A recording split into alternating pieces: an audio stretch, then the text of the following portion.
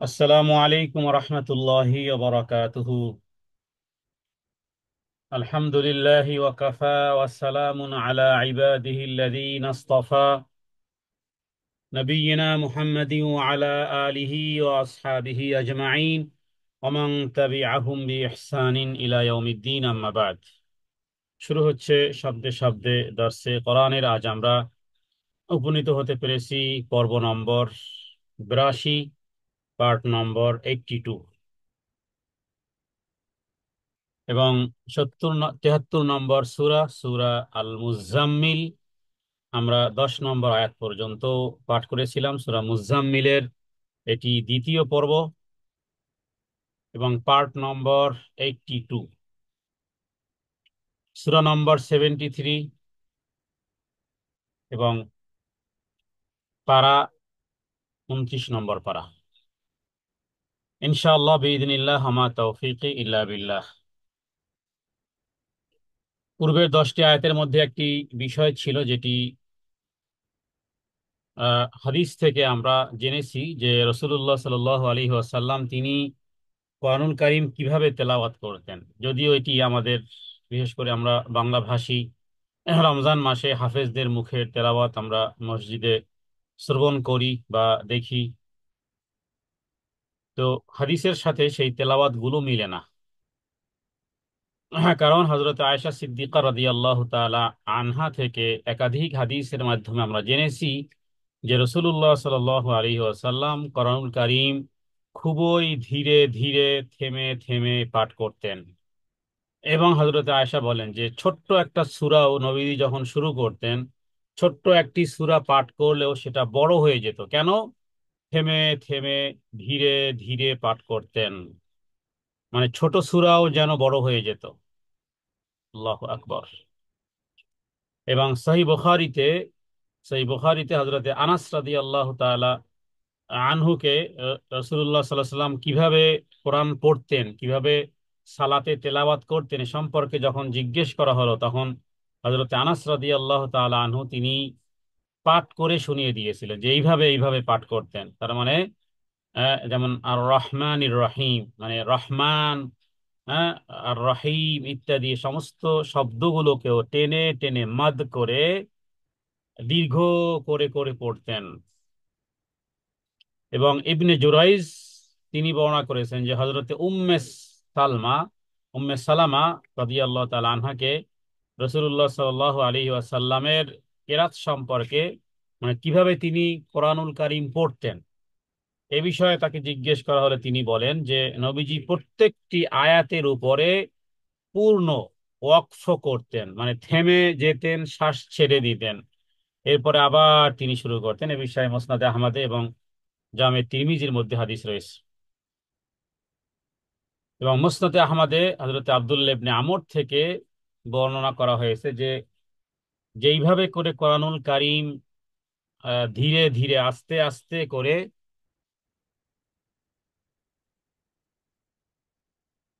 জি, ধীরে ধীরে আস্তে আস্তে করে কোরআনুল কারীম পড়া, স্পষ্ট করে পড়া, তাদেরকে আল্লাহ তাআলা বলবেন ইকরা ওয়ারতাকি, যে পড়ো এবং আরোহণ করতে থাকো। দুনিয়াতে যেভাবে করে তুমি ধীর স্থির ভাবে পড়তে, তার মানে তোমার মঞ্জিল, তোমার মর্তবা, হ্যাঁ, ওটা যেখানে তোমার আয়াত, আখিরি আয়াত যেখানে হবে সেখানে। ইমাম তিরমিজি এই হাদিসগুলো এবং নাসাইতে হাদিসগুলো রয়েছে।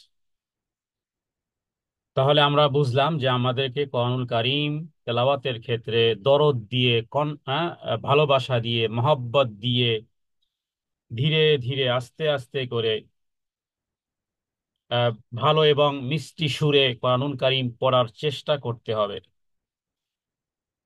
কারণ একটি হাদিসের মধ্যে রয়েছে যে কোরআনুল কারীমকে সুর দিয়ে সৌন্দর্যমণ্ডিত করো, এবং যে ব্যক্তি, ওই ব্যক্তি আমাদের অন্তর্ভুক্ত নয়, লাইসা মিন্না, যে ব্যক্তি, ওই ব্যক্তি আমাদের দলভুক্ত নয়, বা ফালাইসা মিন্না, আমাদের দলভুক্ত নয়, যে মিষ্টি সুরে কোরআনুল কারীম পাঠ না করে। তো এই কারণে আমরা এটি সবসময় খেয়াল রাখবো যে কোরআনুল কারীম তেলাওয়াতের ক্ষেত্রে আব্দুল্লাহ ইবনে মাসউদ থেকে একটি বর্ণনা যে বালুকার মতো কোরআনকে ছড়িয়ে দিও না, আবার কবিতার মতো কোরআনকে অবাধ্যতার সাথে পড়ো না। হ্যাঁ, চমৎকারিত্বের প্রতি খেয়াল রাখো, অন্তরে ক্রিয়াশীল করার চেষ্টা করো, তাড়াতাড়ি শেষ করার পিছনে লেগে পড়ো না, কবিতার মতো তাড়াতাড়ি করে পাঠ না করা। বরং রসুল্লাহ সাল্লাল্লাহু আলাইহি ওয়াসাল্লাম তিনি কোরআনুল কারীম তিনি আহ, যখন তার উপরে নাজিল হতো, কোরআনুল কারীম নাজিল হওয়ার সেই বুখারীতে অধ্যায় আছে কিতাবুল ওয়াহি, একটা অধ্যায় রয়েছে সেই বুখারীতে, যেটা হলো কিতাবুল ওয়াহি, মানে ওহী কিভাবে নাজিল হতো। তো রসুল্লাহ সাল্লাল্লাহু আলাইহি ওয়াসাল্লামের উপরে বিভিন্ন প্রায় 12টি আলামত রয়েছে ওহী নাজিল হয়। এর মধ্যে বেশ কয়েকটি, যেমন তিনি, নবীজি বলেন যে আমি ঝিনঝিরের মতন শব্দ শুনতাম এবং নিঃশব্দ হয়ে পড়তাম, এবং যখন ওহী অবতীর্ণ হতো, হ্যাঁ, প্রথম দিকে নবীজিও একটু তাড়াহুড়া করেছিলেন।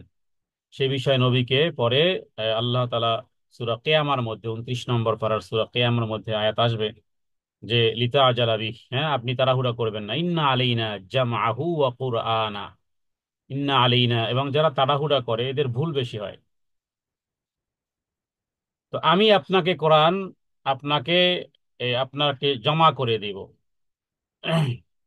তো রসুল্লাহ সাল্লাহ সাল্লাম এরপরে আর কখনোই তিনি ওইভাবে তাড়াহুড়া করতেন না, এবং নবীজি বলেন যে আমি যখন এরকমের ওহী অবতীর্ণ হতো এবং ওহী অবতীর্ণ হওয়া শেষ হলে সেটি আমার মুখস্থ হয়ে যেত। অতএব ধীরে স্থিরভাবে পড়বো। আর আরেকটি বিষয় পূর্বের দর্শে ছিল যে শেষ রাত্রের শেষ রাতের ইবাদত, শেষ রাতের তেলাওয়াতের ক্ষেত্রে রাসূলুল্লাহ সাল্লাল্লাহু আলাইহি সাল্লামকে আল্লাহ নির্দেশ করেছিলেন। তাহলে আমরাও এই গোল্ডেন টাইম কে আমরা আমাদের জীবনে যতগুলো রাত পাবো প্রতিটি রাতেই ঠিক এই সময়গুলো আসবে, আমরা চেষ্টা করব সেই সময় হাজিরা দিতে, রবের কাছে সেই তৌফিক কামনা করি। এরপরে 11 নম্বর আয়াত থেকে রসুল্লাহ সাল্লাল্লাহু আলাইহি ওয়াসাল্লামকে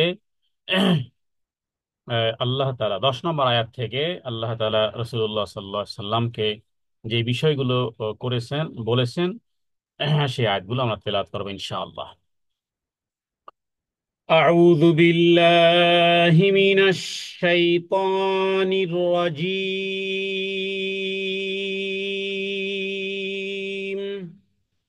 বিতাড়িত মরদুদ শয়তান থেকে আল্লাহ তাআলার আশ্রয় কামনা করতেছি। আয়াত নম্বর 10। ওয়াসবির আলা মা ইয়াকুলুন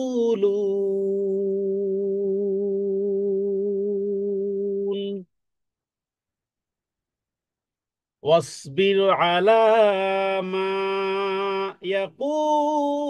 يقولون واهجرهم هجرا جميلا.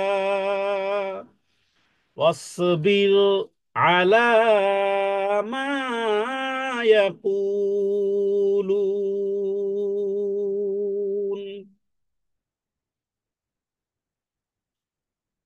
واهجرهم هجرا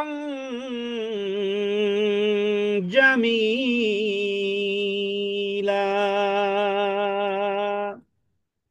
অসবির একটি আমরের সিগা, তার মানে আদেশ, এক ধরনের আদেশ। হে নবী, তুমি সবর অবলম্বন করো, হে নবী তুমি সবর অবলম্বন করো। কিসে সবর অবলম্বন? সবর অবলম্বন মূলত রাসূলুল্লাহ সাল্লাল্লাহু আলাইহি ওয়াসাল্লামকে এই ধৈর্য ধারণ করতে বলা হচ্ছে এই মক্কার জীবদ্দশায়, যে মক্কার কাফেররা, মক্কার মুশরিকরা রাসূলুল্লাহ সাল্লাল্লাহু আলাইহি ওয়াসাল্লামের সাথে যেই আচরণ করতেছে এবং তার চেষ্টাকে প্রতিহত করার জন্য যেই ফন্দি ফিকির করতেছে, আর নবীজি তাদের কাছে সকাল আর বিকাল সব সময় তিনি তাদের কাছে দাওয়াত দিচ্ছেন, এবং রাসূলুল্লাহ সাল্লাল্লাহু আলাইহি ওয়াসাল্লাম তার আরাম আয়েশের জীবন বলা যায়, তার দিন একাকার করে তিনি, এমনকি তার জীবদ্দশায় যে মক্কার মুশরিকদের নাম নাম ধরে ধরেও আল্লাহ তাআলার কাছে হেদায়েতের জন্য দোয়াও করেছেন নবীজি। তো এই এই ক্ষেত্রে আল্লাহ তাআলা রাসূলুল্লাহ সাল্লাল্লাহু আলাইহি ওয়াসাল্লামকে এই বিষয়টি, যে হে নবী আপনি ধৈর্য ধারণ করুন, অসবির, আপনি ধৈর্য ধারণ করুন, আলা মা ইয়াকুলুন, তারা যা কিছু বলতেছে, তারা যা কিছু করতেছে, আপনি সেই ক্ষেত্রে ধৈর্য ধারণ করুন। ওয়াহজুরহুম হাজারান জামিলা, ওয়াহজুরহুম, এবং তাদেরকে অ্যাভয়েড করুন, তাদেরকে পাশ কাটিয়ে চলেন বা তাদেরকে পরিহার করেন। হাজারান জামিলা, উত্তম ভাবে। হাজরান, পরিহার করেন উত্তম পদ্ধতিতে। তার মানে মিথ্যারোপকারীরা, কাফেররা আপনাকে যে সমস্ত পীড়াদায়ক কথাবার্তা বলতেছে, আপনি সেগুলোর প্রতিশোধ নিবেন না ঠিক, কিন্তু তাদের সাথে সম্পর্কও রাখবেন না, বরং সৌজন্যের সাথে তাদেরকে পরিহার করে চলুন। অর্থাৎ এই ক্ষেত্রে এই মিথ্যারোপকারীদের বা আপনাকে যে কটূক্তি করে বা গালমন্দ করে, আপনি এর উপরে ধৈর্য ধারণ করুন আর তাদেরকে এমন ভাবে পরিহার করুন, এমন ভাবে তাদেরকে পরিহার করেন। ওয়াহজুরহুম, পরিহার করুন তাদেরকে, হাজরান জামিলা, উত্তম ভাবে তাদেরকে পরিহার করুন। এই আয়াতের মধ্যে, এই জাতীয় আয়াতের মধ্যে প্রচন্ড ধমক আছে। খুব গভীরভাবে যদি আমরা দেখি যে রাসূলুল্লাহ সাল্লাল্লাহু আলাইহি সাল্লামকে যেখানে মানে এক ধরনের ব্রেক দিতে বলা হয়েছে, যে আপনি ছেড়ে দেন তাদেরকে, তাদেরকে পরিত্যাগ করুন, তার মানে হলো যে নবী যখন, নবীকে যখন স্টপ করে দেওয়া হয়, তার মানে তাদের সেই বিষয়গুলো সরাসরি আল্লাহ তাআলা ডিল করেন। এটি অত্যন্ত ভয়াবহ হয় তখন। এবং পরবর্তী আয়াতে এই বিষয়টি আরো স্পষ্ট করা হয়েছে। 11 নম্বর আয়াত, ওয়াযারনি ওয়াল মুকাযযিবিন,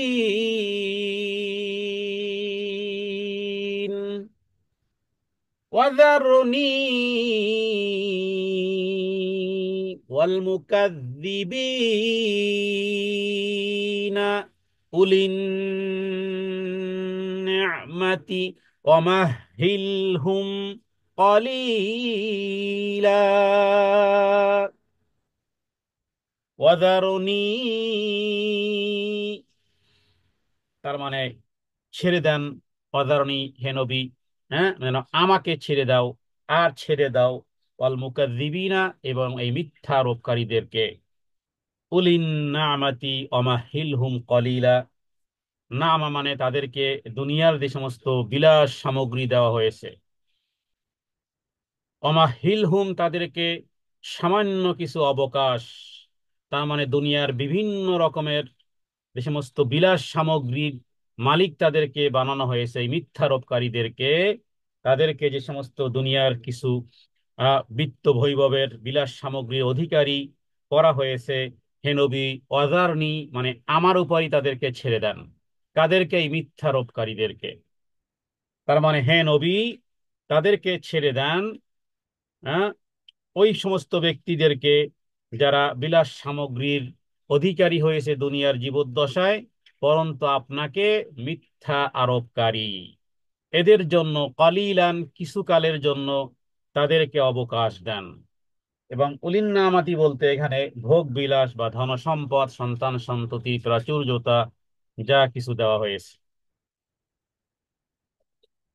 তাহলে দেখুন, রাসূলুল্লাহ সাল্লাল্লাহু আলাইহি ওয়াসাল্লাম তিনি হাদিসের মাধ্যমে উল্লেখ করেছেন যে দুনিয়া সিজনুল মুমিন ও জান্নাতুল কাফের। এটি বিশুদ্ধ হাদিস। মুমিনদের জন্য দুনিয়া জেলখানা এবং কাফেরদের জন্য এটা জান্নাতের টুকরা। অজান্নাতুল কাফের তার মানে দুনিয়ার জীবদ্দশায়, দুনিয়ার জীবদ্দশাকে এটাকে বলা হয়েছে জান্নাত, তাদের জন্য জান্নাত, কারণ যা খুশি তাই তারা করবে। কিন্তু একজন মুমিনের জন্য জেলখানার মতন, যা খুশি তাই সে করতে পারবে না। হ্যাঁ, এই হাদিসটির প্রসঙ্গে কোন একজন ইহুদি পূর্বে কোন একজন সালাফকে বা ইমাম ইবনুল কাইয়িম অথবা অন্য কোন সালাফকে জিজ্ঞেস করেছিল যে এই হাদিসের তাহলে অর্থ কি, এবং তোমার জন্য এত সম্মান, কারণ আল্লাহ তাআলা কোন কোন মুমিনকে আল্লাহ তাআলা দুনিয়ায় টাকা পয়সা, ধন দৌলত ইত্যাদি সামগ্রীও দিয়েছেন। তো সেই ক্ষেত্রে সেই ইহুদি বলতেছিল যে দুনিয়ায় আমাদের জন্য জান্নাত, অথচ আমি ইহুদি হয়েও আমি কষ্টে জীবন যাপন করতেছি। হ্যাঁ, অথচ তোমাদের জন্য জেলখানা, মুমিনদের জন্য। তোমাদের মধ্যেও কত ব্যক্তিবর্গ আছে যারা দুনিয়ায় প্রাচুর্যতা পেয়েছে, তো জেলখানা কিভাবে হলো? হ্যাঁ। তো এই ক্ষেত্রে যে সুন্দর অর্থ, সুন্দর যেই উত্তরটি দিয়েছিল সেটি চমৎকার ছিল। সেটি ছিল এমন যে দুনিয়াতে আল্লাহ তাআলা আমাদেরকে, মুমিনদেরকে দুনিয়াতে যতই নাজ ও নিয়ামত দিক না কেন, টাকা পয়সা ধন দৌলত যাই দিক না কেন, জান্নাতের তুলনায় এটা জেলখানা। জান্নাতের তুলনায় এটা জেলখানা। আর অন্যদিকে যারা যারা বিধর্মী, তাদের জন্য জান্নাত বলা হয়েছে। তো পরকালে জাহান্নামের তুলনায় তোমাদের জন্য এই দুনিয়াটাই জান্নাত।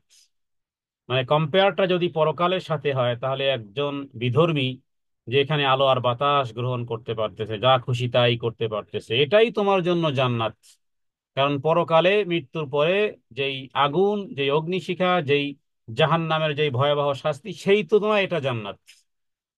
আর অন্যদিকে আমাদের জন্য মৃত্যুর পরে জান্নাত, জান্নাতের নাজ ও নিয়ামতের সামনে এই দুনিয়ার যত সুখ আর শান্তি আর সামগ্রিক ভোগ বিলাসের যাই কিছু আছে না কেন, এগুলো জান্নাতের তুলনায় এটা জেলখানার মতন।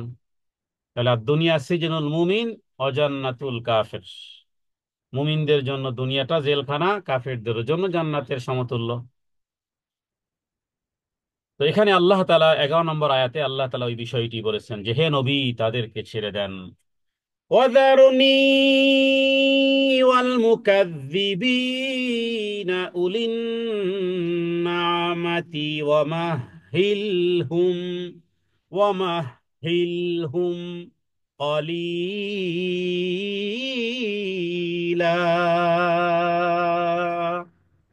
কলিলার ব্যাখ্যা যে কত কম, হ্যাঁ, যেটি আসলে হিসাব করা যায় না, সকলের জন্যই কম। মুমিনের জন্য কম, কাফেরের জন্য কম। কারণ এখানে কালিল মানে দুনিয়ার জীবন খুবই সামান্যতম। গাছতলায়, গাছতলায় থাকলেও রাত কাটে, পাঁচতলায় থাকলেও রাত কাটে। কোরআন কারিমের সূরা হিজরের মধ্যে আল্লাহ বলেছেন হে নবী, তাদেরকে ছেড়ে দেন। হ্যাঁ, কুলু ওয়া তামাত্তাউ ওয়া মাহিলহুম, সেখানে এই শব্দটি আছে। তো এখানে দুনিয়ার জীবদ্দশাটাই আসলে মুসলিম কি নন মুসলিম সমস্ত মানুষের জন্য খুব সামান্য একটি সময়।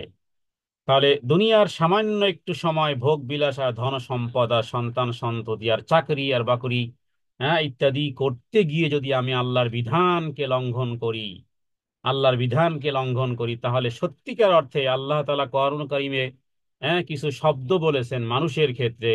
হ্যাঁ, যে ওয়াকান আল ইনসানু জাহুলা, হ্যাঁ, ওয়াকান আল ইনসানু কাফুরা, ওয়াকান আল ইনসানু কতুরা। মানুষ বড় অকৃতজ্ঞ, মানুষ বড় মূর্খ।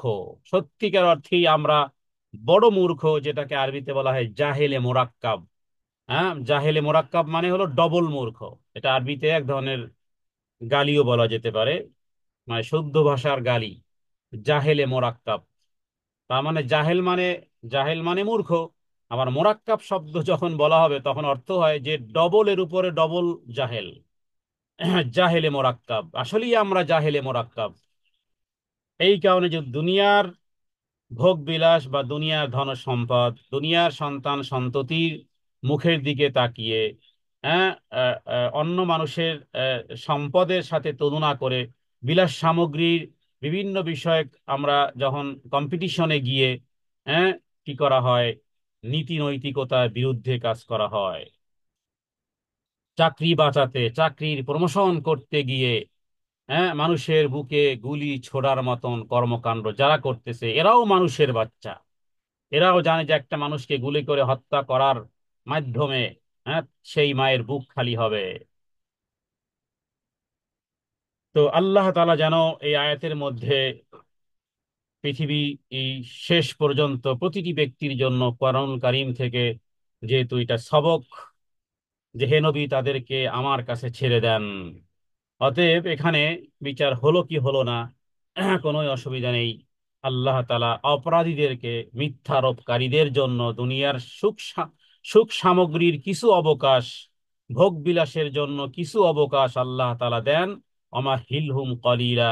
হ্যাঁ, এরপরে আল্লাহ তাআলা তিনি তাদের ব্যাপারে আল্লাহ তাআলা তাদের ব্যাপারে দুনিয়ার স্বাদ উপভোগে মত্ত এই সমস্ত ব্যক্তিদেরকে নিয়ে, হে নবী, আপনি চিন্তা করবেন না, তাদের দায়িত্ব আমার উপরে ছেড়ে দেন, তাদের মৃত্যু আসা পর্যন্ত একটু একটু কলিলান, একটু একটু সামান্যতম একটু অপেক্ষা করুন, অপেক্ষা করুন।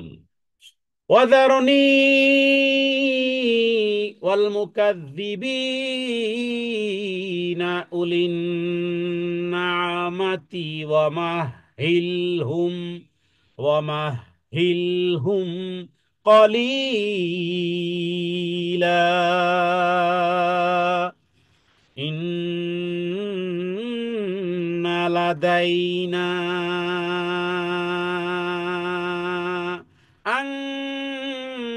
أنكالا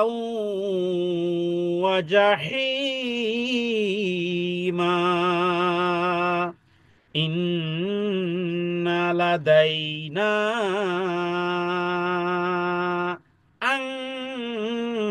أنكالا وجحيما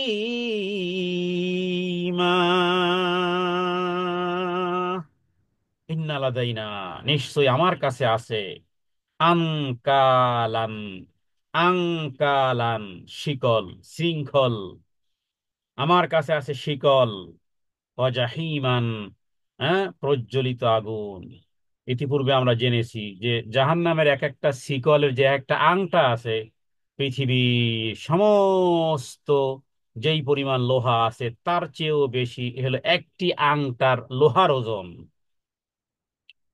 আল্লাহু আকবার। ইন্না লাদাইনা আনকালান, আংকালান বেডি হতে পারে, কঠিন বেডি, হ্যাঁ, বা আংটা।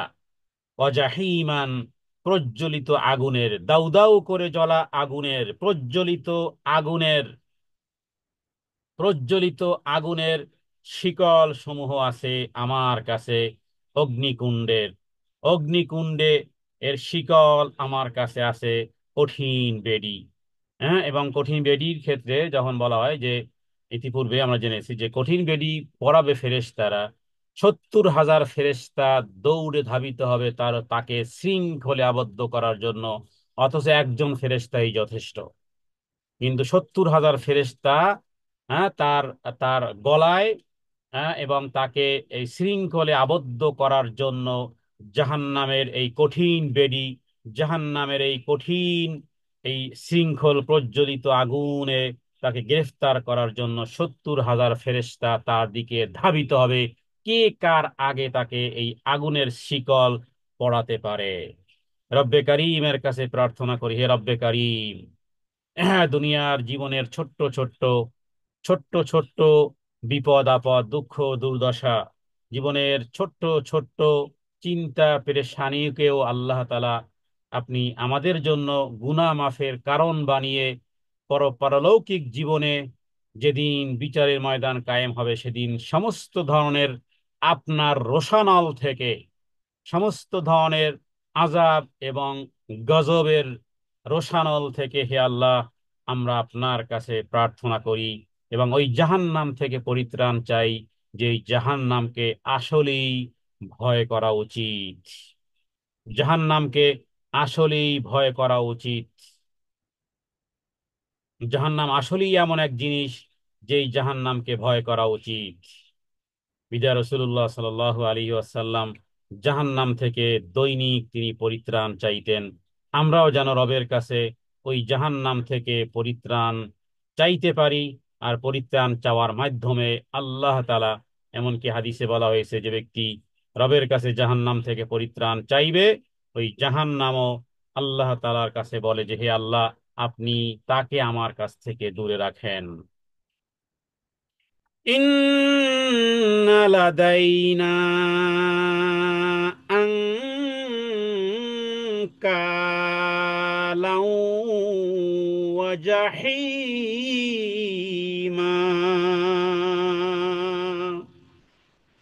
নিশ্চয়ই পরকালে আমার কাছে রয়েছে ভারী ভারী শৃঙ্খল এবং প্রজ্বলিত আগুন। এরপরে 13 নম্বর আয়াত। وطعاما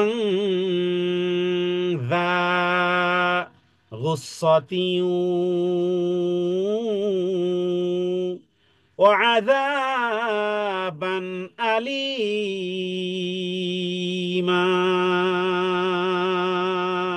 وطعاما ذا غصة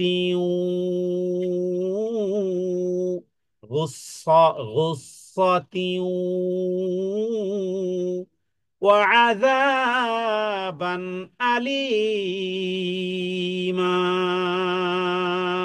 وطعاما জাহান্নামীদের খাদ্য কি হবে? জাহান্নামের যে খাদ্য হবে, অতআমান, যা ওই জিনিস, গুসাতিন, গুসাতিউ, গুসা এমন এক মর্মান্তিক, হ্যাঁ, মর্মান্তিক এক শাস্তি সে পাবে। গুসাতিন যেটি গলায় আটকে যাবে, যেই খাবারটি গলায় আটকে যাবে, অর্থাৎ স্বাভাবিকভাবেই যেই জিনিস, এমন খাদ্য যা গলায় আটকে যায়। হ্যাঁ, পানি আমরা পান করি, সেই পানি যদি আমাদের গলায় কখনো আটকে যায়, গলায় আটকে গেলে কি অবস্থা হয়? শ্বাস প্রশ্বাস বন্ধ হয়ে যাওয়ার মতন, চোখ লাল হয়ে যাওয়ার মতন। হুম, এই পরিমাণ কাশি শুরু হয় যে কাশি যেন থামতেই চায় না। তাহলে এমন এক খাদ্য যা গলায় আটকে যাবে, গলায় যাদের কাটা আটকে, গলায় যাদের কোনো কিছু আটকে, সেই বুঝে যে কি মর্মান্তিক, কি যন্ত্রণা, কি যন্ত্রণা, কি মর্মান্তিক শাস্তি এটি, কি পরিমাণ কষ্ট সে পাচ্ছে। তাহলে আখেরাতের, আখেরাতের কঠিন, হ্যাঁ, যে অতআমান যা গুসসাতিন, তার মানে এমন, এমন খাবার, খাদ্যটাই এমন যে যেটা গলায় এমন ভাবে আটকে যাবে, যেটা না বমি করা যাবে, না ভিতরে যাবে, না বমি করা যাবে, না ভিতরে যাবে, যেটা গলৎকরণও করা যাচ্ছে না, উদগীরণও করা যাচ্ছে না। জাহান্নামীদের খাদ্য যেভাবে করে গিসলিন, তরি, জাকুম, কোরআনুল কারীমে বিভিন্ন ব্যবহৃত শব্দ, সূরা সূরা ওয়াকিয়াতে আছে জাকুম, কাঁটাদার বৃক্ষ, কোথাও আছে গিসলিন, ইতিপূর্বে আমরা 30 নম্বর পারাতে পড়েছি। গিসলিন মানে রক্ত, পুজ, হ্যাঁ, জাহান্নামীদের মলমূত্র যেখানে গিয়ে জমা হবে সেগুলো। দরি, দরি হলো এমন এক খাবার, খাবারগুলোর নাম কোরআনুল কারীমে এসে গেছে, জাহান্নামে কি খাওয়ানো হবে সেই খাবারই দেওয়া হবে। আবার খাবারটা হলো এক এক এই পরিমাণ খাবার, খাবার কত নিকৃষ্ট খাবার, আবার সেটা, হ্যাঁ, সেটা যদি আবার গলায় আটকে যায়, হায় হায়, হায় হায়। তাহলে একে তো জাহান্নামীদের খাদ্য, এবং প্রতিটি খাবারে আছে কাঁটা, সেটা দাঁড়িয়ে হোক, সেটা গিসলিন হোক, সেটা জাক্কুম হোক, প্রতিটি খাবারই আছে আগুনের কাঁটা, আগুনের কাঁটা, কাঁটার মাধ্যমে ওই খাবারটা মূলত গলায় আটকে যাবে। এবং শেষ পরে কি আবার বলা হয়েছে? ওয়াযাবান আলীমা,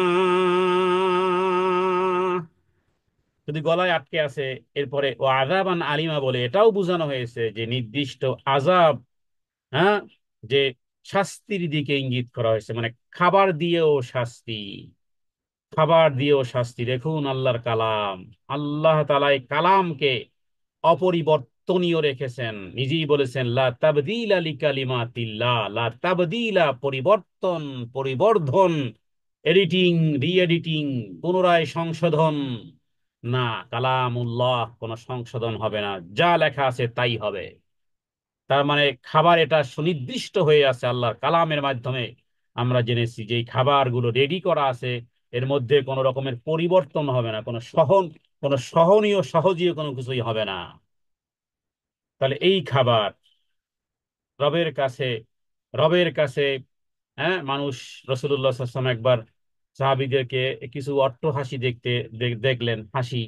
নবীজি বললেন যে আমি যা জানি তা তোমরা যদি জানতে তাহলে আর তোমরা কি করতে, তোমরা কাঁদতে বেশি, হাসতে কম। কোরআনুল কারীমে আল্লাহ তাআলা সূরা তাওবার মধ্যে 11 নম্বর আয়াতে আল্লাহ তাআলা বলেছেন, ফালইয়াদহাকু কলিলান ওয়ালিয়াবকু কাসীরান। ফালইয়াদহাকু কলিলান, কম হাসো, ওয়ালিয়াবকু কাসীরান, বেশি করে কাঁদো, বেশি করে কাঁদো। কম করে হাসো, বেশি করে কাঁদো, আল্লাহর কালামের নির্দেশ। কিন্তু আমাদেরকে হয়তো অন্য কিছু বোঝানো হয়, মনকে প্রফুল্ল রাখতে হাসো বেশি কাঁদো কম না। দুনিয়াতে দুনিয়াতে যে ব্যক্তি কাঁদবে, আল্লাহ তাআলা এই চোখের পানিকে জাহান্নামের আগুন নির্বাপিত করার কাজে লাগাবেন। হ্যাঁ, জাহান্নামের আগুনকে নির্বাপিত করতে পারে যেই জিনিস, তার মধ্যে এক হলো লা ইলাহা ইল্লাল্লাহ। আগুন আসবে, তাকে জাপটে ধরবে। হ্যাঁ, এরপরে আগুন সরে যাবে, আগুন সরে যাবে। হ্যাঁ, মালিক ফেরেশতা বলবে আগুন ধরো, আবার আগুনকে পাঠানো হবে, আগুন ধরো। তো আগুন ধরবে, আবার লা ইলাহা ইল্লাল্লাহ বলবে। মানে ওই জাতীয় ব্যক্তিদেরকে যারা লা ইলাহা ইল্লাল্লাহর দাবিদার ছিল। তো আগুন, এরপরে আগুন আবার ধরতে যাবে, এবার বলবে লা ইলাহা ইল্লাল্লাহ। আগুন আবার সরে যাবে। তো মালিক বলবে যে কি ব্যাপার, ধরতেছে না কেন? তো আগুন বলবে যে লা ইলাহা ইল্লাল্লাহর উপর শক্তি আমার চলে না। এরপরে আল্লাহ তাআলা জবানকে বন্ধ করে দিবেন। আল্লাহ তাআলা জবানকে বন্ধ করে দিবেন। কাদেরকে জবান? ওই জাতীয় ব্যক্তিবর্গ, হ্যাঁ, যারা শুধু যারা শুধু মুসলিম নাম নাম নাম ব্যবহার করেছে, নাম শরীফুল ইসলাম, কিন্তু আল্লাহর হক, হ্যাঁ, 24 আওয়ার্স লঙ্ঘন করেছে। কখনোই কখনোই জানা হয়নি, বোঝা হয়নি, কখনো দিনের দিনের প্র্যাকটিস করা হয়নি। তো এদেরকে শুধু লা ইলাহা ইল্লাল্লাহ বাতাবে না। লা ইলাহা ইল্লাল্লাহ জান্নাতের চাবি, কিন্তু হযরতে, হ্যাঁ, আবু হুরায়রা যখন বলা হয়েছিল যে জান্নাতের চাবিরও দাঁত থাকে, জান্নাতের চাবিরও দাঁত আছে। ইমান, ইমানের ঘোষণা দিলেই হয় না, ইমানের ডালপালা আছে, ইমানের শাখা প্রশাখা আছে।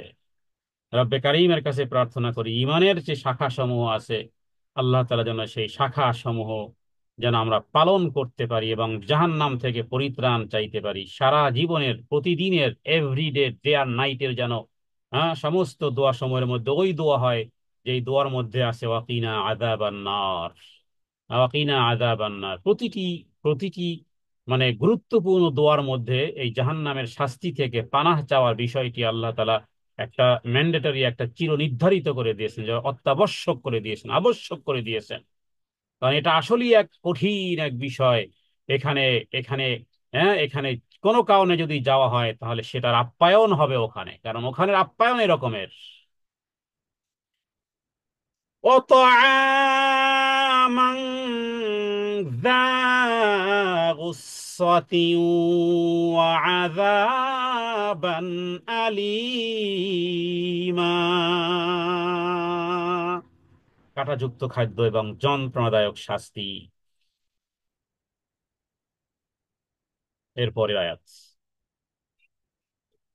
ইয়াউমা তারজুফুল আরদু ওয়াল জিবালু ওয়া কানাতিল জিবালু কাসীবাম মাহিলা। কিয়ামতের দৃশ্যের কথা এবার আল্লাহ উল্লেখ করতেছেন। দেখুন, কোরআনুল কারীম বারবার বারবার, হ্যাঁ, এপোর্ট ও মানে একের পর এক রুলিং এর পরে, হ্যাঁ, আল্লাহ তাআলা কখনো দুনিয়ার দুনিয়ার সুখ শান্তি আল্লাহ তাআলা দিবেন আল্লাহর আনুগত্যে। হ্যাঁ, এরপরে আল্লাহ তাআলা কখনো কেয়ামতের দৃশ্যগুলো এনেছেন, কখনো কখনো কেয়ামত কিভাবে হবে, আবার পরকালের পরকালের দৃশ্যের কথা। কোরআনুল কারীম যেন আখেরাত দেখার জানালা। কোরআনুল কারীম তেলাওয়াত মানি হলো আখেরাতের উইন্ডো, যে উইন্ডো থেকে আখেরাতের দৃশ্য দেখা যাবে। ইতিপূর্বে জাহান্নামীদের অবস্থাগুলো আমরা জেনেছি। এই আয়াতে আল্লাহ তাআলা এই পৃথিবী, এই জমিন আর এবং পর্বতমালা এগুলোকে যে আল্লাহ তাআলা ধ্বংস করে দিবেন সেই আয়াত। ইয়াউমা তারজুফুল আরদু ওয়াল জিবালু ওয়া কানাতিল জিবালু কাসীবাম মাহিলা। এমন একদিন আসবে, ইয়াউমে, এমন একদিন আসবে, তার জুফুল আরদু, এই জমিনকে প্রকম্পিত করা হবে, এমনকি আল জিবাল, এই পাহাড়ও প্রকম্পিত হবে। এবং ওয়াকানাতিল, এবং হয়ে যাবে আল জিবাল, পাহাড়গুলো কাসীবাম মাহিলা, কাসীবাম মাহিলা, তার মানে বালির স্তূপের মতন পরিণত হবে এই পাহাড়গুলো। কাথিবাম মাহিলা, বিক্ষিপ্ত হবে, হ্যাঁ, বালুর স্তূপের মতন, বালুকা রাশির মতন। তার মানে মিহি, বালু মানে এখানে মিহি, একেবারে মিহি হয়ে যাবে। ভূপৃষ্ঠ একটা বিশাল প্রান্তরে রূপান্তরিত হবে। আল্লাহ তাআলা এই পাহাড়গুলোর কি অবস্থা করবেন, তার মানে ধুলির মতো, ধুলি ধুলির মতো উড়াবেন আল্লাহ তাআলা। ভূপৃষ্ঠকে সমতল বিশাল প্রান্তরে রূপান্তরিত করবেন। এই পৃথিবীতে আর উঁচু নিচু, পাহাড়ের মাধ্যমে উঁচু, হ্যাঁ, নদীর মাধ্যমে নিচু, উঁচু আর নিচু একাকার করে ফেলবেন। উঁচু নিচু আর পৃথিবী থাকবে না। পাহাড় সমূহকেও বালুকা রাশির মতন, আর জমিনের মধ্যে কোনো সমুদ্র থাকবে না, সমুদ্র থাকবে না। আল্লাহ তাআলা সব সমান বালুকা রাশির মতন, হ্যাঁ, বালুকা রাশির মতন চটিয়াল ময়দান আল্লাহ তাআলা করে দিবেন। না না থাকবে পাহাড়, না থাকবে উঁচু, আবার না থাকবে কোনো গর্ত অথবা নদ নদী অথবা এমন কোন, সব সমান করে দিবেন। তাহলে এই কথাগুলো কে কে জানিয়েছেন? আল্লাহ তাআলা জানিয়েছেন। কার মাধ্যমে? রাসূলুল্লাহ সাল্লাল্লাহু আলাইহি ওয়াসাল্লামের উপরে কোরআনুল কারীম নাজিল করে আল্লাহ তাআলা জানিয়েছেন। যেভাবে করে পূর্বের উম্মাদদেরকেও এরকমের ঘটনা তারাও জেনেছিল, কিন্তু আমরা কোরআনুল কারীম থেকে জানি যে কত ব্যক্তিবর্গ, কত গোষ্ঠী আল্লাহ তাআলা ধূলিসাৎ করে দিয়েছেন, অথচ ওদের কাছেও নবী এসেছিল। ইন্না আরসালনা ইলাইকুম রাসূলান শাহিদান আলাইকুম কামা আরসালনা ইলা ফিরআউনা রাসূলা। নিশ্চয়ই আমি আরসালনা প্রেরণ করেছিলাম ইলাইকুম রসুলান, তাদের প্রতি রসুলকে সাক্ষী হিসেবে। এ সাক্ষী মানে হলো, সাক্ষীর অর্থ দুই ধরনের হয়। এক হলো যে নবীরা এই পরিমাণ একেবারে চোখের সামনে তাদেরকে একটা প্র্যাকটিস, হ্যাঁ, একটা দিনের একটা প্র্যাকটিসিং জীবন যাতে করে তারা বিশুদ্ধভাবে করতে পারে, এটার শাহেদ। অথবা কিয়ামতের দিনও সাক্ষী হবে।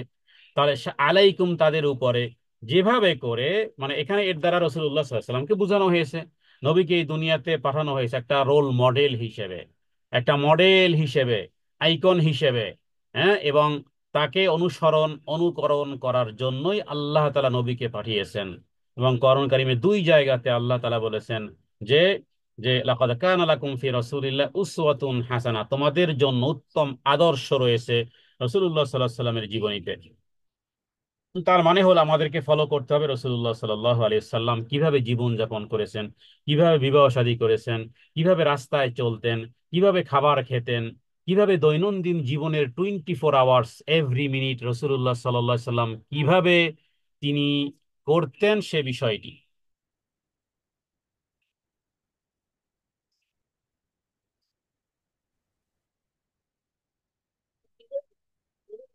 ইন্না আরসালনা ইলাইকুম রাসূলান শাহিদান আলাইকুম কামা আরসালনা ইলা ফিরআউনা রাসূলা।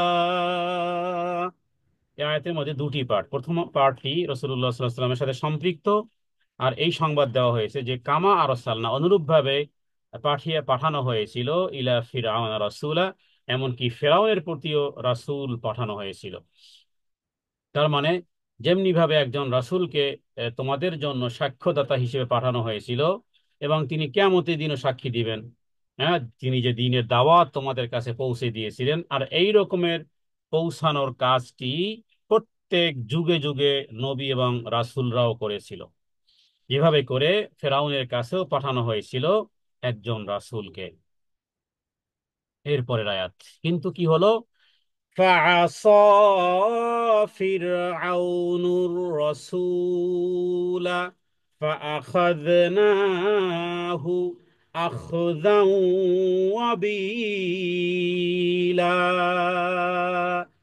ফাআসা ফিরআউনুর রাসূল।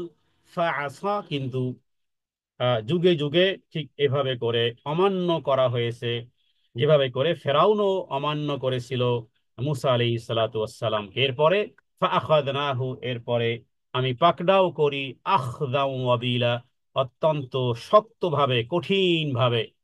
হ্যাঁ, ফেরাউনের সেই রাসূলের কথাও অমান্য করা হয়েছিল, অতএব আমি তাকে কঠিন ভাবে ধরেছিলাম। তার মানে কঠিন শাস্তি বা কঠোর শাস্তি বা অত্যন্ত শক্তভাবে তাকে পাকড়াও করেছিলাম। তার মানে মক্কাবাসীকে সতর্ক করা হয়েছে, বা কিয়ামতের আগ মুহূর্ত পর্যন্ত প্রতিটি ব্যক্তিকে সতর্ক করা হয়েছে, হ্যাঁ, যে তোমাদের পরিণামও কিন্তু তাই হবে, তোমাদের পরিণামও কিন্তু তাই হবে, তোমাদের পরিণামও তাই হবে। যেভাবে করে ওই সময়কালে, যদি এখানে মুসা আলাহিস সাল্লামের নাম নেওয়া হয়নি, তার মানে ফেরাউন এবং তার সঙ্গী সাথী, ফেরাউন এবং তার সঙ্গী সাথী, এই জালেম, হ্যাঁ, এবং নিজে এই অহংকারী, আত্মম্বরিতায় লিপ্ত পৃষ্ঠ প্রদর্শনকারী এই জালেম এবং তার সঙ্গী সাথী, তাদের যে অবস্থা হয়েছিল, হে মক্কাবাসী থেকে শুরু করে কিয়ামতের আগ মুহূর্ত পর্যন্ত, তোমরা যদি রাসূলের অমান্যতায়, যদি রাসূলের অমান্য যদি করো, তাহলেও ঠিক যেভাবে করে তাদেরকে কঠিনভাবে পাকড়াও করেছিলাম, তোমাদেরকেও রাসূলের অবাধ্য হওয়ার কারণে তোমাদেরকেও ঠিক সেইভাবে পাকড়াও করা হবে। হ্যাঁ, আল্লাহ তাআলা, আল্লাহ, সেই আল্লাহ তাআলা, সেই আল্লাহ তাআলা, যে আল্লাহ তাআলা তাদেরকে পাকড়াও করেছিলেন, মক্কাবাসীদেরকেই শুধু সতর্ক করা নয়, বরং কিয়ামতের আগ মুহূর্ত পর্যন্ত প্রতিটি ব্যক্তির জন্য যারাই রাসূলের অবাধ্য হবে, তাদেরকে আল্লাহ তাআলা পরকালের শাস্তি, এমনকি দুনিয়ার শাস্তিও কি দেওয়া হয়েছিল, সে বিষয়টি আমরা কোরআন থেকে জানি, যে ফেরাউনের সাথে কি আচরণ করা হয়েছিল। فكيف تتقون إن كفرتم يوما يجعل الولدان شيبا؟ فكيف تتقون إن كفرتم ফাকাইফা তাত্তাকুন। হ্যাঁ, দেখুন, তাত্তাকুন শব্দটি আমরা মোত্তাকি থেকে, মোত্তাকি মানে কি, নিজেকে রক্ষা করা, জাহান্নামের আগুন থেকে রক্ষা করা, হ্যাঁ, আল্লাহর অবাধ্যতা থেকে মুক্ত থাকার যে ওয়ে। হ্যাঁ, মোত্তাকির একাধিক অর্থ হয়। তো এখানে দেখুন, ফাকাইফা তাত্তাকুনা, কিভাবে তখন তোমরা নিজেদেরকে আত্মরক্ষা করবে। তাত্তাকুন মানে আত্মরক্ষা করা। হ্যাঁ, কিভাবে তোমরা নিজেদেরকে আত্মরক্ষা করবে? দুনিয়ার জীবদ্দশায় রাসূলের অমান্যতা করো, হ্যাঁ, এরপরে একটা দিন আসবে, একটা ভীষণ ভয়াবহতার এক দিন আসবে, এক শাস্তির দিন আসবে, যেই শাস্তির দিন বালকদেরকে পর্যন্ত বিদ্ধ করে দিবে। কিভাবে আত্মরক্ষা করবে? ফাকাইফা তাত্তাকুন, কিভাবে আত্মরক্ষা করবে ইন কাফারতুম, হ্যাঁ, তোমরা কুফরি করে বসে আছো। ওই দিন ইয়াওমান ইয়াজালুল বিলদান, এমন একদিন যেদিন বিলদান আসিবা, কিশোরকে বৃদ্ধে পরিণত করে দিবে, বালকদেরকে বৃদ্ধ করে দিবে, শিশুদেরকে বুড়ো করে দিবে, হ্যাঁ, কিশোরদেরকে পরিণত করে ফেলবে বৃদ্ধ। তার মানে কিয়ামতের ভয়াবহতায় শিশুরা সত্যিকারের অর্থেই বৃদ্ধ হয়ে যাবে। এটা এটা এক ধরনের মহাওয়ারা বলা হয়, মহাওয়ারা, আরবিতে মহাওয়ারা। হ্যাঁ, সমস্ত ভাষায় আছে মহাবরা, মানে উপমা, উদাহরণ। হ্যাঁ, একই শব্দকে ভিন্ন ভিন্ন স্বরের মাধ্যমেও, হ্যাঁ, শুধু স্বরটাকে একটু কঠিন করলেই অর্থ পরিবর্তন হয়ে যায়। হ্যাঁ, বাচ্চা দুষ্টামি করতেছে, হ্যাঁ, তারপরে এই মা খুব প্রচন্ড রেগে গেছে, যদি বলে আয় তুই ঘরে আয়, আজকে তোরে ভালো করে খাওয়াবো, তার মানে এই এই শব্দের অর্থ আর ঠিক থাকলো না, তার মানে ঘরে আসো, পিটানি হবে। তো এখানে মূলত আসলে এর দ্বারা বোঝানো হয়েছে যে আমরা সবাই, হ্যাঁ, বালক, বা তার আগে কারণ হলো যে আদম আলাইহিসসালামের সালামকে কিয়ামতের দিন, একে তো আলমে আরওয়াহে সবাইকে আগে সৃষ্টি করা হয়েছিল, সেই দৃষ্টিকোণ থেকে যেন সবাই যেন বালক। হ্যাঁ, এরপরে দুনিয়ার জীবদ্দশায় বয়স হলো, এরপরে দুনিয়ার থেকে মারা গেল। কিয়ামতের দিন আল্লাহ তাআলা আদম আলাইহিস সালামকে বলবেন, তোমার সন্তানদের মধ্য থেকে জাহান্নামীদেরকে বের করো। তো আদম আলাইহিস সালাতু ওয়াস সালাম মানে কিয়ামতের ভয়াবহতার বিষয়টি এখানে ইঙ্গিত করা হয়েছে। তো আদম আলাইহিস সালাতু ওয়াস সালাম বলবেন যে আল্লাহ, আমি কিভাবে জাহান্নাম থেকে আমার সন্তানদেরকে বের করব, এরপরে কিভাবে বের করব? তখন আল্লাহ তাআলা আদম আলাইহিসসালামকে বলবেন যে প্রত্যেক হাজার থেকে 999, প্রত্যেক হাজার থেকে 999 জনকে তুমি, হ্যাঁ, 999 জনকে বের করো। তো সেই দিন গর্ভবতীর গর্ভস্থ ভ্রূণ খসে পড়বে এবং শিশুরা বৃদ্ধ হয়ে যাবে। হ্যাঁ, বিষয়টি এটি সহিহ বুখারীর একটি হাদিস, যেহেতু যে 999 জন, হ্যাঁ, তাহলে আদম আদম আদম যুররিয়াতে আদম বলা যেতে পারে যে জাহান্নামে যাবে হাজারে কয়জন? 999 জন। একজন যাবে কোথায়? জান্নাতে। তার মানে 999 জন আদম, যুররিয়াতে আদম। হ্যাঁ, যুররিয়াত মানে যেহেতু বাবা আদম আলাইহিস সালামের দিকে ইঙ্গিত করা হয়েছে, আল্লাহ তাআলা তার পৃষ্ঠদেশে হাত রেখে সমস্ত যুররিয়াতকে বের করে দিয়েছিলেন, সেই দিকে ইঙ্গিত করা হয়েছে। যেহেতু তিনি এবার বাবা, এবার তাকে বলা হচ্ছে যে জাহান্নামের জন্য বের করো। জাহান্নামে কতজন যাবে? হাজারে 999 জন যাবে। তো এরপরে যখন রাসূলুল্লাহ সাল্লাল্লাহু আলাইহি সাল্লাম এভাবে করে হাদিস বর্ণনা করলেন, তো সাহাবাই কেরামের কাছে এতটাই কঠিন মনে হলো যে 1000-এর মধ্যে হাজারে যদি 999 জন জাহান নামে যায়, একজন মাত্র জান্নাতি, সেই ক্ষেত্রে স্বাভাবিকভাবেই আশাটা কত ক্ষীণ হয়ে যায় যে ওই 999-এর মধ্যেই তো আমাদের নামগুলো স্বাভাবিকভাবে আসতে পারে, একজন মাত্র জান্নাতি, 1000-এ 999 জন জাহান্নামী। তো সাহাবায়ে কেরাম রিদওয়ানুল্লাহ তাআলা আলাইহিম আজমাইনদের কাছে এতটাই কঠিন মনে হয়েছে যে চেহারা ফ্যাকাশে হয়ে যাওয়ার মতন, যে হায়, হ্যাঁ, তাহলে আর বাকি থাকলো কি? রাসূলুল্লাহ সাল্লাল্লাহু আলাইহি ওয়াসাল্লাম তিনি অবস্থা পরিলক্ষণ করলেন এবং তিনি বললেন যে ইয়াজুজ এবং মাজুজ সম্প্রদায় থেকেই মূলত আসলে 999 জন হবে, আর তোমাদের মধ্য থেকে একজন। আল্লাহ তাআলার দয়ায় আমি আশা করি সমস্ত জান্নাতীদের মধ্যে আমরা হব অর্ধেক, আমরা হব অর্ধেক। তো এটি একটি উপমা আল্লাহ তাআলা কোরআনুল কারীমে, যে এমন এক কঠিন দিবস কিভাবে তোমরা নিজেদেরকে রক্ষা করবে, যেই দিনের ভয়াবহতা, হ্যাঁ, যেই দিনের দীর্ঘতার দরুন ঠিক এই পরিস্থিতি হবে। এবং সেখানে আর কি হবে?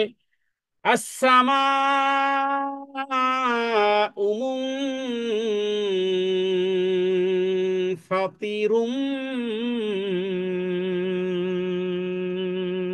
বিহ কানা ওয়াদুহু মাফউলা।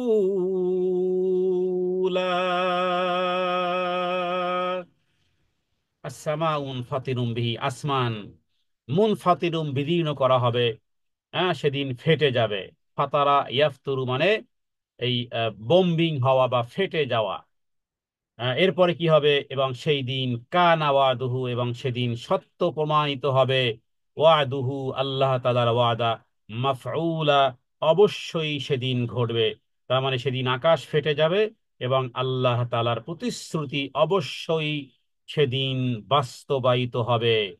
বাস্তবায়িত হবে সেদিন, মানে সেদিনের ভয়াবহতা এমন যে তাতে আসমান ফেটে চৌচির হয়ে যাবে। এবং সেই দিনের কথাই আল্লাহ তাআলা কোরআনুল কারীমে এখানে উল্লেখ করেছেন যে সেই দিন ভয়াবহতার কারণে আকাশও বিদীর্ণ হয়ে যাবে। হ্যাঁ, কেউ কেউ এখানে বিহি এইটিকে আল্লাহ তাআলার দিকে বলানো হয়েছে। হ্যাঁ, কিন্তু ওই দিনের ঘটনা সংঘটিত হবে, নিশ্চিত রূপে সত্য সেটি সংঘটিত হবে। এবং সেই দিনের আগমনে কোনো প্রকারের সন্দেহ তো দূরের কথা, সন্দেহের কোনো অবকাশও সেদিন নেই। আল্লাহ তাআলা যেন আমাদেরকে সেই দিনের ঘটনাকে, সে সমস্ত বিষয়গুলো মনে করে আমরা যেন নিজেদেরকে সংশোধিত হতে পারি, রব্বে কারীমের কাছে আমরা সেই প্রার্থনা করি। তাহলে আল্লাহ তাআলা এরপরে 19 নম্বর আয়াত, এটি হলো বলা যেতে পারে যে একেবারে শেষ আল্লাহর পক্ষ থেকে উপদেশ। আল্লাহ তাআলা বিভিন্ন ঘটনা উল্লেখ করলেন, দুনিয়ার কর্মজীবন, আমাদের দিন আর রাত কিভাবে কাটাবো, সেগুলো আল্লাহ তাআলা যেন কোরআনুল কারিমে বলে দিলেন। হ্যাঁ, সূরা মুজাম্মিলের শুরু থেকে নিয়ে এই পর্যন্ত দিন কিভাবে, দিন কি, দিনে কি করব, রাতে কি করব, শেষ রাত্রে কি করব, কখন কি করব, ইত্যাদি বিষয়গুলো আল্লাহ তাআলা এত সুন্দর করে উল্লেখ করার পরে এবার যেন তিনি বলে দিলেন কি, 19 নম্বর আয়াত, চমৎকার একটি আয়াত। ইন্না হাযিহি তাযকিরাহ, নিশ্চয়ই এটা উপদেশ, উপদেশ। ইন্না হাযিহি তাযকিরাহ ফামান শাআ আত্তাখাযা ইলা রাব্বিহি সাবিলা।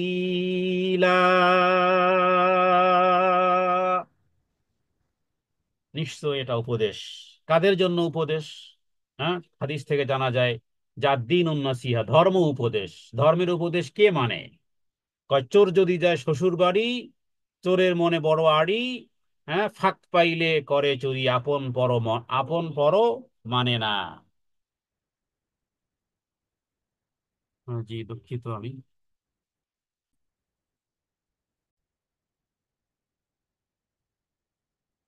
ইন্না হাযিহি তাযকিরাহ ফামান শাআ আত্তাখাযা ইলা রাব্বিহি সাবিলা। নিশ্চয়ই এটি আল্লাহর পক্ষ থেকে এক উপদেশ। ফামান শাআ, মানুষের মধ্যে কোনো ব্যক্তি যদি ইচ্ছা করে যে সেই রাস্তা ধরবে, আত্তাখাযা ধরবে, ইলা রব্বিহি, তার রবের, রবের পথ কেউ যদি ধরতে চায়, এটা উপদেশ। কাজেই যার মন চায় সে তার প্রতিপালকের পথের দিকে অগ্রসর হোক, এটা তার অভিরুচি, এটা একজন মানুষের জন্য ইচ্ছা। আল্লাহ তাআলা উপদেশ দিচ্ছেন যে মানুষের অভিপ্রায়, হ্যাঁ, মানুষের অভিপ্রায় অনুযায়ী, সৎ ইচ্ছা করার অনুযায়ী কিন্তু আল্লাহ তাআলা সওয়াব প্রদান করেন। অতএব এটা একটা উপদেশ। যার অভিরুচি হবে সে তার রবের দিকে প্রত্যাবর্তন করবে। কারণ এই উপদেশ মূলত কিয়ামত দিবসের বিভীষিকাময় কঠিন অবস্থা উল্লেখ করার পরে আল্লাহ তাআলা বুঝাতে চাচ্ছেন যে মুমিনরা কিন্তু আসলে উপদেশ গ্রহণ করে। আল্লাহ তাআলা কোরআন কারিমে অন্যত্র বলেছেন যে হে নবী, উপদেশ দান করেন, অযাক্কির ফাইন্না যিকরা তানফাউল মুমিনিন, হে নবী উপদেশ দেন। উপদেশ আবু জেহেল, আবু লাহাব, উতবা ও তাইবা ওরাও শুনে, হ্যাঁ, এবং সাহাবায়ে কেরামও শুনে, কিন্তু সবাই উপদেশ গ্রহণ করবে না। হে নবী, ওয়াযাক্কির, আপনি উপদেশ দেন, ফাইন্না যিকরা, নিশ্চয়ই উপদেশ, তানফাউল মুমিনিন, মুমিনদের বড় কাজে লাগে। মুমিন যারা, তারা উপদেশ গ্রহণ করে। তাহলে কিয়ামত দিবসের এই বিভীষিকাময় এই পরিস্থিতি কঠিন, এর থেকে মুমিনরা উপদেশ গ্রহণ করবে। এই উপদেশ যা, মুমিনরা উপকৃত হবে। সুতরাং সে স্বীয় রবের সান্নিধ্যে পৌঁছার পথ ধরতে চায়, সে যেন তা অবলম্বন করে। এরপরে 20 নম্বর আয়াত। ইন্না রাব্বাকা ইয়ালামু আন্নাকা তাকুমু আদনা মিন সুলুসাইল লাইলি ওয়া নিসফাহু ওয়া সুলুসাহু ওয়া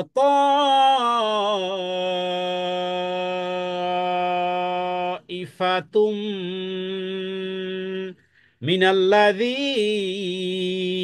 মিনাল্লাযীনা মাআক। এই আয়াতটি একটু লম্বা, আমরা অল্প অল্প করে তর্জমা করব। ইন্না রব্বাকা, তোমার প্রভু, ইয়ালামু, খুবই ভালো জানেন, আন্নাকা তাকুমু আদনা, আন্নাকা, যে নিশ্চয়ই তোমরা, তাকুমু, কি পরিমাণ এবাদতের মধ্যে সময় ব্যয় করো, তোমার প্রতিপালক জানেন। তার মানে রাতের 2/3, হ্যাঁ, সুলুসাইল লাইল, হ্যাঁ, রাতের 2/3, অনিসফাহু, অথবা অর্ধেক, অসুলুসাহু, অথবা, অথবা 1/3। এর সাথে সাথে সাহাবায়ে কেরামের একদল, অতাইফাতুম মিনাল্লাযীনা মাক, এর সাথে সাথে আরো একদল মুমিন, তারাও তোমার সাথে এভাবে করে রাত্রি জাগরণ করে। এটা আল্লাহ তাআলা খুব ভালো জানেন, কে কি পরিমাণ আমল করে, কে কোন কাজ করে। কোরআন কারীমে বহু আয়াতে আল্লাহ তাআলা এই বিষয়টি এভাবে বলেছেন যে হ্যাঁ, হুয়া আলিমুম বিদাতিস সুদূর। আল্লাহ তাআলা সব কিছু জানেন। বান্দার প্রতিটি কর্মের, সে রাতে ঘুমায় না দিনে ঘুমায়, সে কতটুকু জাগ্রত হয়, সে কি পড়ে, সে কি থিঙ্কিং করে, তার হৃদয়ে কোন কথা জাগ্রত হয়, হ্যাঁ, সব আল্লাহ তাআলা জানেন। আর এখানে রাত্রি জাগরণ কে কতটুকু করে, এই কথা বলার উদ্দেশ্য যে আমি যদি রাত্রে উঠি, আমি যদি 2 রাকাত সালাত আদায় করি, হ্যাঁ, যেন স্পষ্ট এই আয়াতের মাধ্যমে বোঝানো হচ্ছে যে এটি আল্লাহ তাআলা, কে রাত্রের তৃতীয় অংশ, কে অর্ধেক, কে 2/3 কে অর্ধক অর্ধেক রাত্রি বা রাতের 1/3 তাহাজ্জুদের সালাতের জন্য জাগরণ হয়, হ্যাঁ, এটা আল্লাহ তাআলা খুব ভালো জানেন।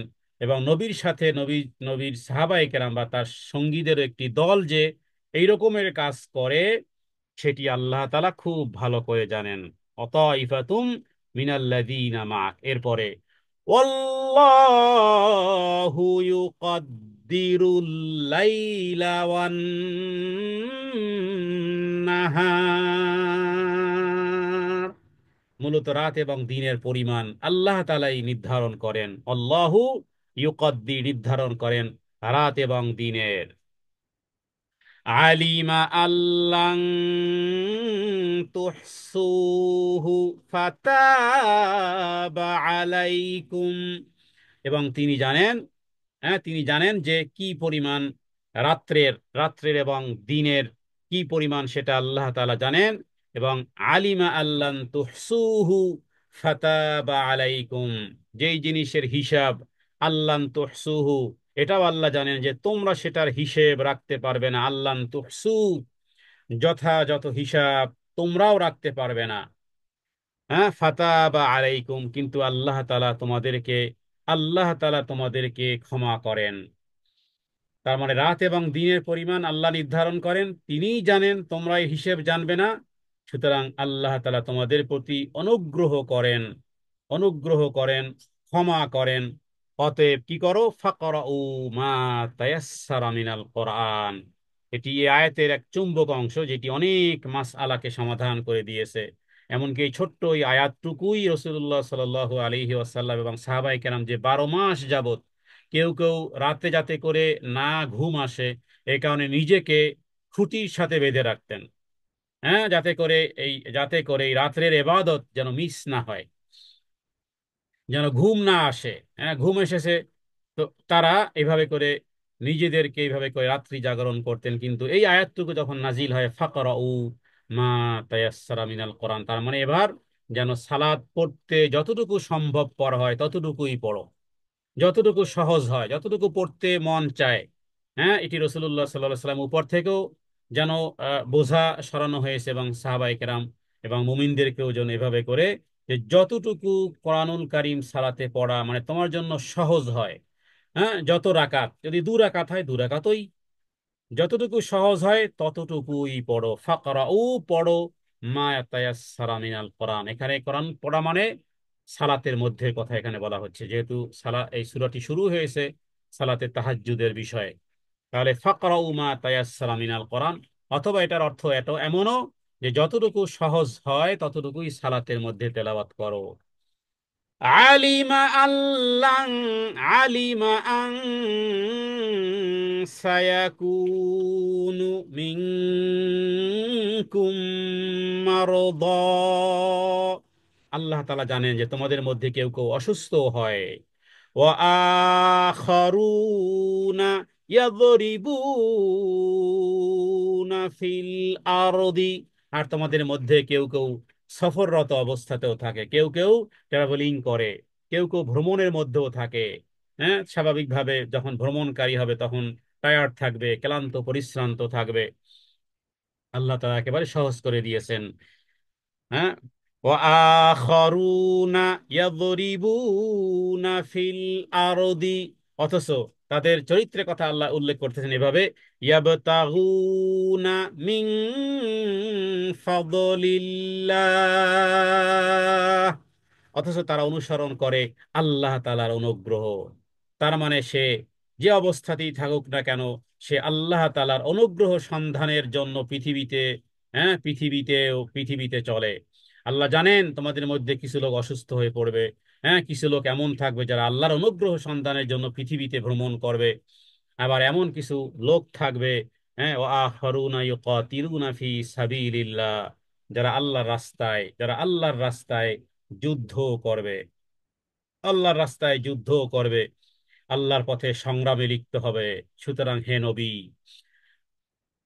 ফাকরাউ মা তায়াসসারা মিন, সুতরাং যে যে অবস্থায় আছে সে সেই অবস্থাতেই যতটুকু তার জন্য সহজ হয়। এই আয়াতের দ্বারা মূলত সফররত অবস্থাতে যেই সালাতকে কসর করা হয়েছে, এই আয়াত থেকেও সে বিধানটি। তাহলে যখন সফররত থাকবে তখন আল্লাহ তাআলা সালাতকে সহজ করে দিয়েছেন, সালাতকে অর্ধেক করে দিয়েছেন।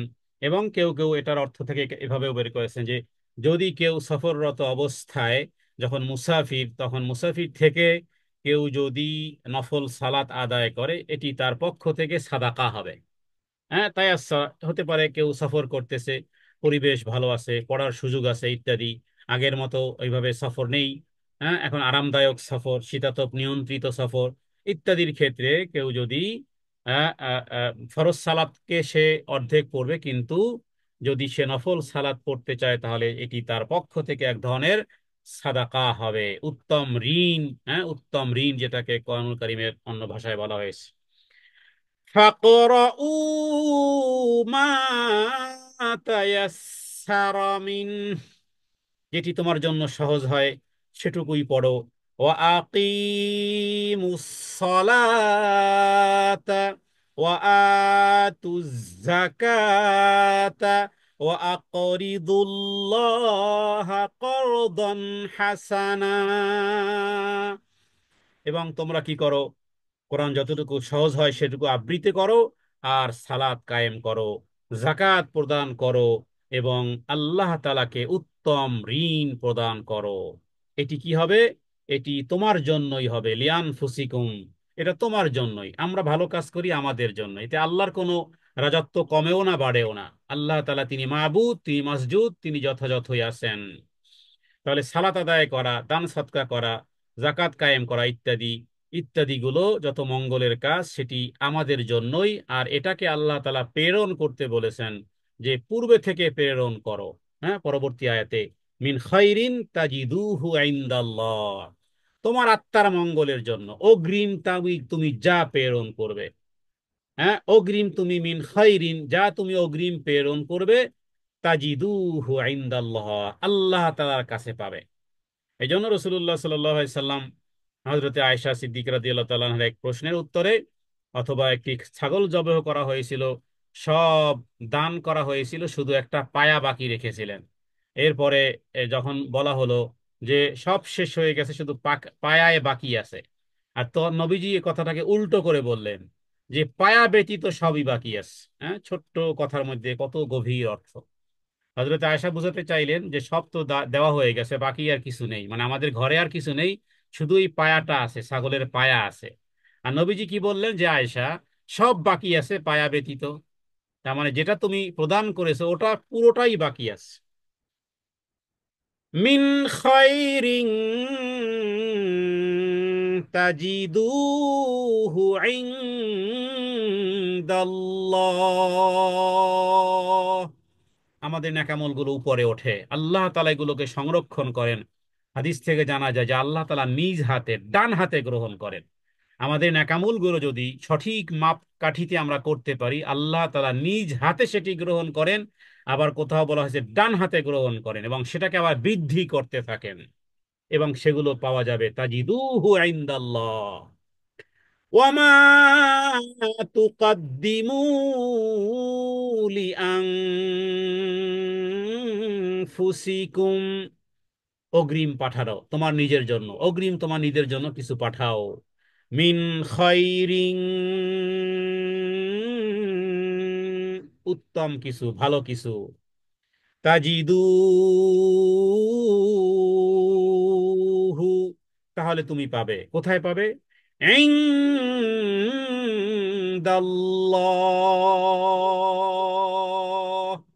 রবের কাছে আমরা পাবো। এভাবে করে আপনার নিজেরাও কোরআনুল কারীমের ওয়ার্ড ওয়ার্ড একবারে প্রতি শব্দ শব্দ বারবার পড়বেন, বারবার পড়বেন, অর্থের দিকে তাকাবেন, বারবার পড়বেন, বারবার পড়বেন।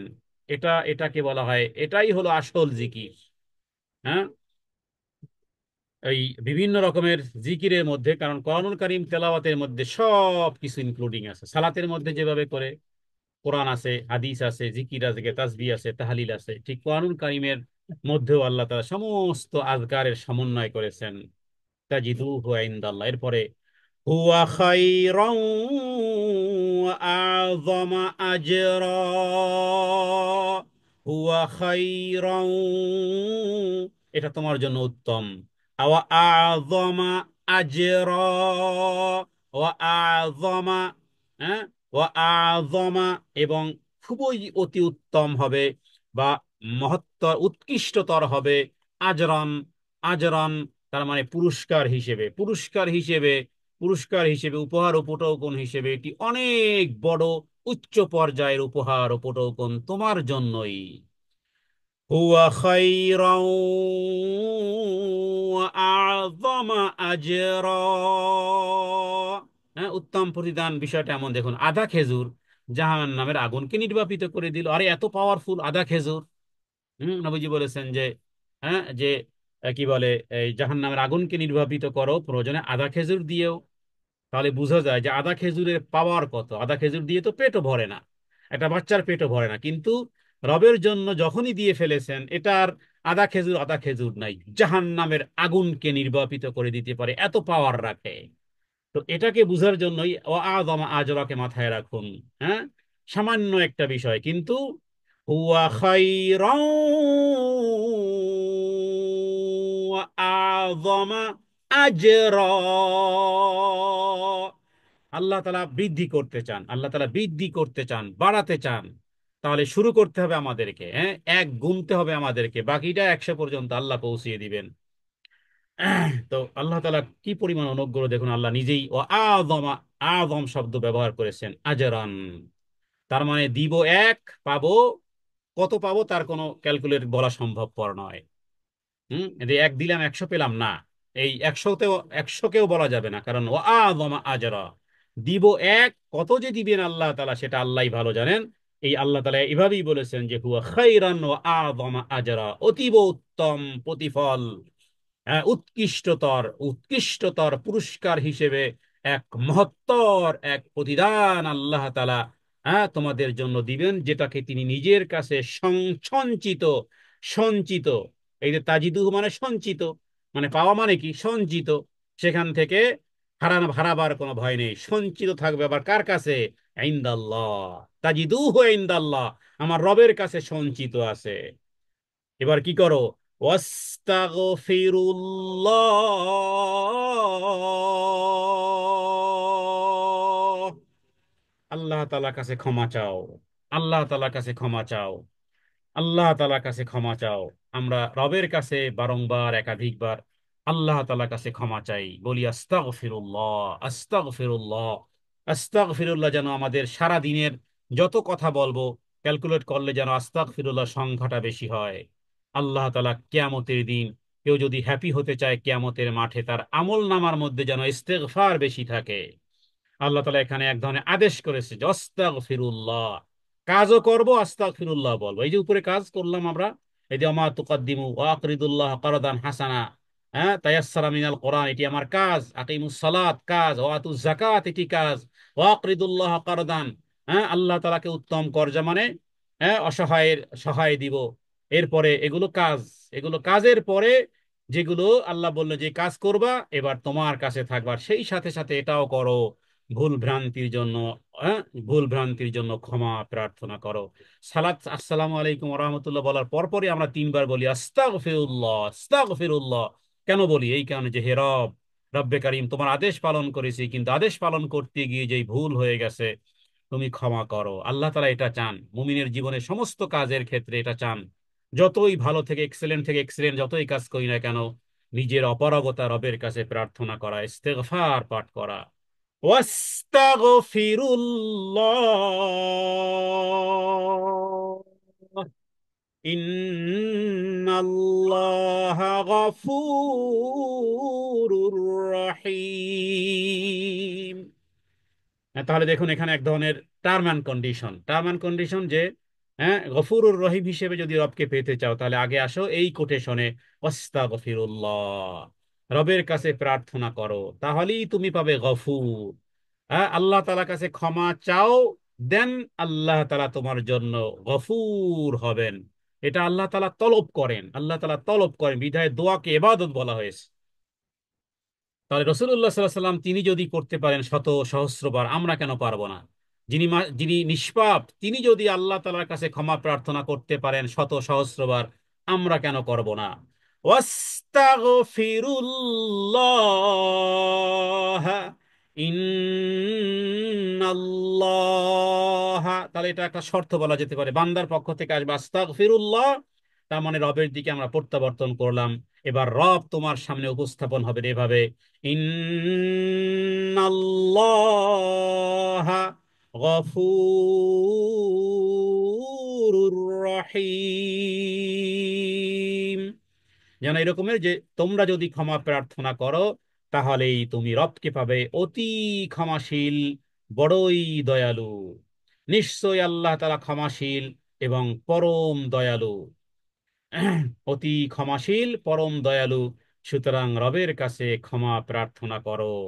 এখান থেকে আয়াত থেকেও মূলত এই শেষ রাত্রে ঘুম থেকে উঠে বা তাহাজ্জুদের সালাতে বা ফজরের আজানের আগে ইস্তেগফার করার সূত্র পাওয়া যায়। কারণ এর চেয়ে বড় আর কিছু নেই, বড় আর কিছু নেই। সুস্থতা বলেন, দুনিয়ার টাকা পয়সা বলেন, ধন দৌলত বলেন, সব নিয়ামত, দুনিয়ার সব নিয়ামত, ঘরের স্ত্রীও নিয়ামত, আমার স্বামী নিয়ামত, আমার ছেলে মেয়ে সব নিয়ামত, সমস্ত নিয়ামত একদিন জিরো হবে। কিন্তু ক্ষমা এমন এক নিয়ামত, ক্ষমা এমন এক নিয়ামত, সুবহান আল্লাহ, এটি আপনাকে গাইড করবে জান্নাতুল ফেরদাউস পর্যন্ত। তাহলে আমরা বড় জিনিস চাইতেও পারি না, কারণ আমাদের জ্ঞান ক্ষুদ্র। আমা অতীতুম মিনাল ইলমি ইল্লা, আল্লাহ শিখিয়ে দিচ্ছেন যে কি চাইবে, কি চাইবে। একজন ব্যক্তি যদি ক্ষমা হয়ে যায়, এর চেয়ে আর চাওয়ার পাওয়া কামনা বাসনা ইত্যাদির চেয়ে বড় ডিমান্ড আর একজন মানুষের জীবনে আর কিছুই নেই। আল্লাহ যেন শিখিয়ে দিচ্ছেন, আল্লাহর শিখানো এই ইস্তেগফার যেন আমরা আমাদের জীবনের জন্য যেন মান লাজিমাল ইস্তেগফার, যে ব্যক্তি যে ব্যক্তি ইস্তেগফারকে লাজেম করে নিবে, অত্যাবশ্যক করে নিবে, মান লাজিমাল ইস্তেগফার, হ্যাঁ, তাহলে এর মাধ্যমে আল্লাহ তাআলা তার জীবনের যাবতীয় সংকীর্ণতা, দুঃখ, দুর্দশা, দুনিয়া এবং আখেরাত, ইহকাল আর পরকাল ইত্যাদির যাবতীয় সমস্যার সমাধান আল্লাহ তাআলা করে দিবেন। আমরা যেন ইস্তেগফারের মাধ্যমে রবের কাছে ধর্ণা দিতে পারি, রবের কাছে বলতে পারি, এবং এর মাধ্যমে রবের পক্ষ থেকেই যেন যাবতীয় সমস্যার সমাধান যেন করতে পারি।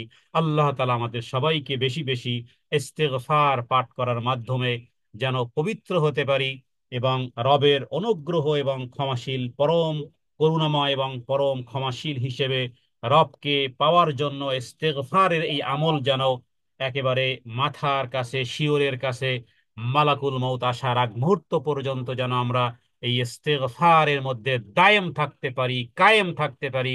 রবের কাছে এই আরাধনা পেশ করে আজকের এই প্রোগ্রামটি এখানেই শেষ করতেছি। হাদা মিন্নি ওয়াল ইলমু ইনদাল্লাহ, আল্লাহু আ'লামু বিস-সাওয়াব। ওসল্লাল্লাহু আলা সাইয়্যিদিনা মুহাম্মাদিন নবিয়্যিল উম্মি ওয়া আলিহি ওয়াসাল্লিম। আসসালামু আলাইকুম ওয়া রাহমাতুল্লাহি ওয়া বারাকাতুহু।